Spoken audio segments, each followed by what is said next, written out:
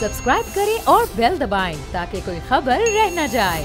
तो नाज़रीन, जब दुनिया के बड़े ममालिक में महंगाई का ये सैलाब हो तो फिर थर्ड वर्ल्ड कंट्रीज़ हों तो उनमें असरात तेज़ी के साथ होंगे या नहीं होंगे। अच्छा, अमेरिका में ये सिर्फ़ और सिर्फ कोरोना वजूहात है या कोई और मामलात है, हम इस पर बात करेंगे। हमारे साथ नवीद इस नवीद साहब, बहुत शुक्रिया आपके वक्त का। नवीद साहब, ये जो सूरत हाल हुई है इस वक्त अमेरिका में महंगाई के हवाले से, अब बुनियादी वजह हम ये कहें कि महंगाई इसलिए है कि कोरोना की वजह से मार्केट बंद हुई, तमाम तर चीज़ें ख़त्म हुई और उसके बाद एकदम से जो है वो सप्लाई चेन भी मुतासर हुई है और महंगाई में भी इजाफा हुआ। जी, अस्सलाम वालेकुम। आवाज़ आ रही है आपको मेरी? जी जी बिल्कुल। बहुत शुक्रिया मुझे लाइन पे लेने का। आपने खुद एक निशानदेही की है इस इन्फ्लेशन की तरफ, और इसकी एक सबसे अहम वजह की तरफ भी आपने निशानदेही की है, कोरोना का जो इफ़ेक्ट हुआ है, और वो बिल्कुल बिल्कुल ठीक है। लेकिन इसके साथ आपको कि जो इन्फ्लेशन अभी आप देख रहे हैं अमेरिका के अंदर ऑलमोस्ट 7% 8% के करीब हो गया है, जो कि पिछले 40 साल का एक रिकॉर्ड है। तो ये तो है कि ये एक ग्लोबल फिनोमेना है, और ग्लोबल फिनोमेना में सबसे पहले आप देखेंगे तो आपको कोरोना की जो बंदिश है वो नज़र आएगी, उसके जो रिस्ट्रिक्शंस थे। उसके साथ मैं समझता हूँ कि एक और फैक्टर भी है जो इसको कंट्रीब्यूट करता है, और वो है कि जो इन्फ्ला हुआ है अमेरिकन का अफ़गानिस्तान में, और जिस अंदाज में हुआ है, बिल्कुल इसको अगर आप कंपेयर करते हैं तो ऐसा लगता है कि जिस तरह से वियतनाम के अंदर ये सब कुछ जल्दी में छोड़ के आए थे, उस तरह से छोड़ कर आए हैं। और कोई $2 ट्रिलियन का, बल्कि 2 से ज़्यादा ट्रिलियन डॉलर का इस पर एक्सपेंडिचर हुआ है, वो भी बोरोड मनी के साथ हुआ। कैश पे जंग लड़ना अलग बात होती है, और बोरोड मनी के साथ अब उसका अगर आप उसका देखेंगे कि उसका इंटरेस्ट का क्या इफेक्ट आएगा, तो अराउंड 2050 तक ये हम $6 ट्रिलियन का इन्फ्लेशन वगैरह की बात कर रहे हैं इस जंग के मनी की।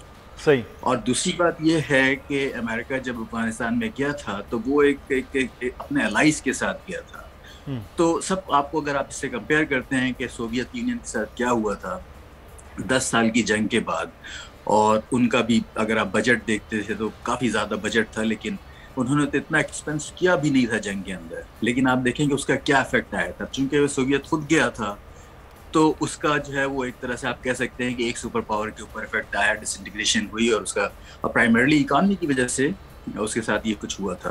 तो ये एक बहुत बड़ा फैक्टर ये भी है, इसको भी देखना चाहिए।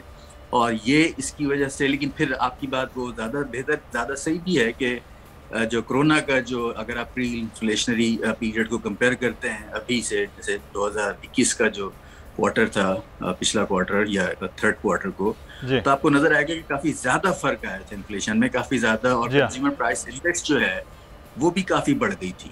तो ये इफेक्ट है जो कि ग्लोबल है, आपकी बात बिल्कुल ठीक है। अच्छा नवीद साहब, एक मैं चीज ये जानना चाहूंगा आपसे कि एक जानिब इस वक्त तो चाहे वो गैस के गैलन है, डबल रोटी है, हर चीज़ वहाँ पर महंगी, और एक जो आम वहाँ लोग हैं वो सबसे ज़्यादा इफेक्ट हो रहा है क्योंकि सबसे ज़्यादा पैसा उनका खाने पीने पर ही लग रहा है। तो हुकूमती इक़दाम आप देख रहे हैं कि वो वहाँ पर हो रहे हैं, क्योंकि अमेरिका में जो कुछ हो रहा है उसके असरात जो है वो पूरी दुनिया पर नज़र आते हैं।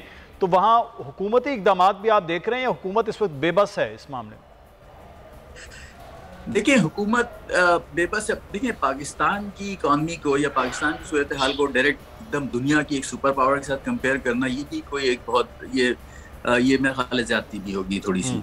यहाँ पे आपको पता है कि हुकूमती सपोर्ट भी बहुत ज़्यादा है, बल्कि एक तरफ जो यहाँ पे लेबर का शॉर्टेज हुआ है उसकी एक बुनियादी वजह ये भी है कि हुकूमत ने यहाँ पे जो लोगों को नौकरियों पे जिनका नुकसान हुआ है उनको काफ़ी ज़्यादा कंपनसेट किया था इसमें, तो वो लेबर फोर्स आपकी शॉर्ट हो गई यहाँ पे। दूसरी बात ये है कि जैसे ही कोविड के बाद एनवायरनमेंट कुछ ओपन हुआ तो ये जो ग्लोबल सप्लाई चेन है वो बहुत ज़्यादा मुतासिर हुआ। मिसाल के तौर पे आप चाइना, जिसको हम कहते हैं कि कारखाना है पूरी दुनिया का, तो वहाँ से जस्ट मैंने खुद एक्सपीरियंस किया कि जो कंटेनर एक आपका जो $4,000 में एक छोटा कंटेनर आता था, वहाँ पे कुछ ही महीनों में जब ये दुनिया खुली पोस्ट कोविड, तो लोगों ने इतना ज़्यादा काम की तरफ तवज्जो दी, कंस्ट्रक्शन पे, इस पे सबको मटेरियल चाहिए था, तो वही कंटेनर जो है ना वो कोई 10,000 तक पे चला गया, राइट, विद इन मंथ। तो अब जब चाइना से सप्लाई में ये फर्क आ रहा हो, कंटेनर की शॉर्टेज हो, एक्सपेंस इतना बढ़ गया हो, तो उसका तो इफेक्ट पड़ेगा। लेकिन फिर भी मैं ये समझता हूँ कि पाकिस्तान में जो इन्फ्लेशन है वो, अब जैसे आपने कहा कि खाने पीने की अशिया और एनर्जी, ये 2 सेक्टर्स हैं जहाँ पे जो कंज्यूमर है, जो आम आदमी है, वो सबसे ज़्यादा इफेक्ट करता है। और भी दूसरे एस्पेक्ट्स हैं, लेकिन इस पे ज़्यादा इफेक्ट करता है। यहाँ पे हुआ है ये फिनोमेना, लेकिन ये है कि अब पाकिस्तान का फिर भी अगर आप वहाँ पे रीजन से कंपेयर करें, इंडिया, बांग्लादेश, भूटान और एशिया के अंदर, तो हमको स्लाइटली उसमें फ़र्क नज़र आता है, थोड़ा ज़्यादा है वहाँ उनसे भी कंपेयर किया जाए तो लेकिन ये है कि ये लोग, जाहिर सी बात है, जो आम आदमी सबसे ज़्यादा वही मुतासिर होता है, जो स्मॉल बिजनेसेस हैं वो मुतासिर होते हैं। सब्सक्राइब करें और बेल दबाएं ताकि कोई खबर रह न जाए।